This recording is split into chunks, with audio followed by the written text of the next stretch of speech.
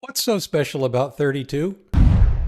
Hi everyone, Leo Notenboom here for askleo.com with a little bit of a basic refresher on stuff that I suppose a lot of computer guys like me just take for granted, but is basically black magic to everyone else.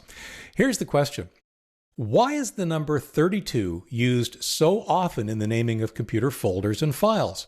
For example, System 32, Twain 32, Regedit 32, and so on. Well, 32 is special because it's between 16 and 64. That doesn't help at all, does it? It has to do with how computers think. So we'll go through a little bit of a refresher on just exactly what that means. Honestly, computers are really stupid in the sense that they really only think of things in what are called bits. A bit is a single piece of information that can be either 0 or 1, on or off. That is basically all computers can do. Everything you use on your computer, be it programs, be it the video you're watching, be it an audio you're listening to, be it the documents you're reading, all that stuff, all it is manipulating zeros and ones in a particular way. A lot of zeros and ones, right? Millions and millions, if not billions of zeros and ones. But fundamentally, that's what computers are all about. It's the definition of what it means to be digital. Now, talking about everything as zeros and ones becomes very cumbersome very quickly. So one of the things we do is we group them. One of the easiest groups that we use is to use 8 zeros and ones, called a byte. If you take a look at all of the possible combinations of 8 zeros and ones, you'll find that there are 256 different combinations. Everything from all of them turned off to all of them set to 1, and everything in between. We use that basically to count, and we talk about that as representing a range from 0 to 255, the 256 different combinations. So, 8 bits, or a byte. When microprocessors first became popular, I'll say, the earliest computers, and I'm talking about things like the Apple II or the IMSI or those original computers that we talk about whenever we talk about the history of personal computing, they were all 8-bit machines. What that meant was that the CPU on those machines basically dealt with data 8 bits at a time. When the IBM PC came out in 1984, I think it was, it used a processor that was then capable of dealing with data 16 bits at a time, 2 bytes. That allowed it to process data more quickly. It took fewer operations for the CPU to actually act on a somewhat larger amount of information. And of course, that has since progressed to 32 bits. In other words, CPUs that are capable of reading data 4 bytes at a time and operating on them at 32 bits at a time. And of course, currently, most CPUs that we're dealing with on modern computers are 64 bits. In other words, they're dealing with 8 bytes at a time. You'll notice the progression. It's a times 2 every time. 8 to 16 to 32 and to 64. So, great. We've got all of these differences in the amount of data that a CPU is able to work on at one time. How does that translate into file names? Well, now we have to drop back into a little bit of Windows history. Windows originally was written for 16-bit processors. The original versions of Windows basically ran only on 16-bit processors. Then, when a new version of Windows was created that supported 32-bit processors, we referred to it as Win32. But we still wanted Windows to be compatible with software that had been written for its 16-bit predecessor. So as a result, many system components were rewritten to be 32-bit compatible, while the others were still 16-bit compatible. That often meant that there would be a new folder created for the 32-bit versions of the Windows components, hence System 32. And again, we have progressed since then. Windows itself is now 64-bit capable, and yet we still want it to be able to run 32-bit programs. 16-bit programs have run by the wayside, and trust me when I tell you that every programmer that has ever worked on a 16-bit program in Windows is very, very grateful that they are no longer a thing. They really were their own special hell.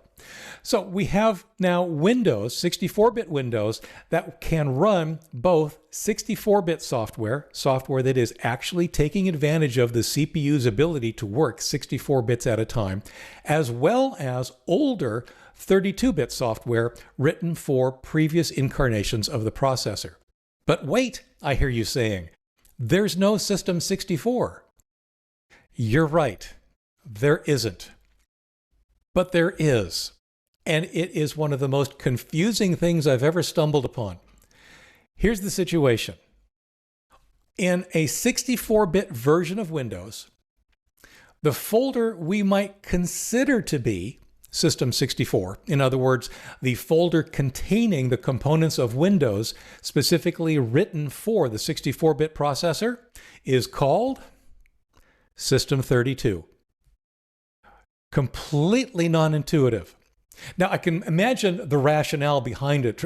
The issue is usually one of compatibility. It's probably easier just to put all the 64-bit software into a folder called System 32 because so much software was expecting the System 32 was the operating system, whatever its bitness was.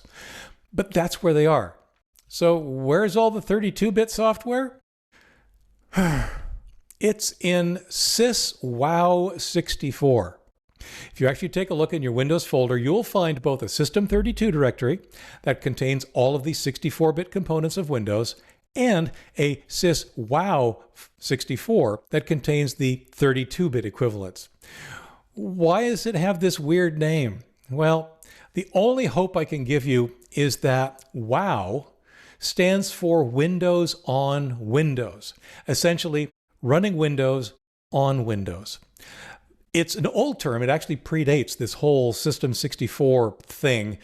And it usually meant that the current version of Windows, whatever it was, Windows 32 or Windows 64, it's the software that somehow relates to running an older version of Windows on the current version of Windows. Or rather, software that was written for an older version of Windows on the current version of Windows. So syswow64 contains the 32-bit components that allows 32-bit software to run on the current version of Windows, which is 64-bit capable.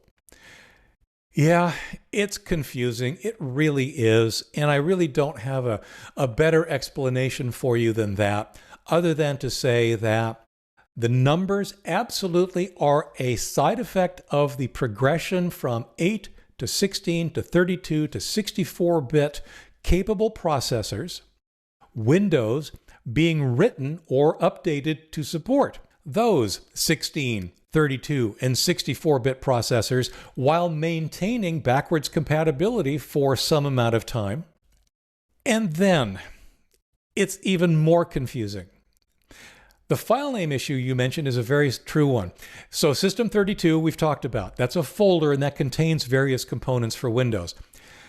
Originally, the files were named, say, X and X32 to differentiate themselves between the, say, the 16-bit version and the 32-bit version of that specific file.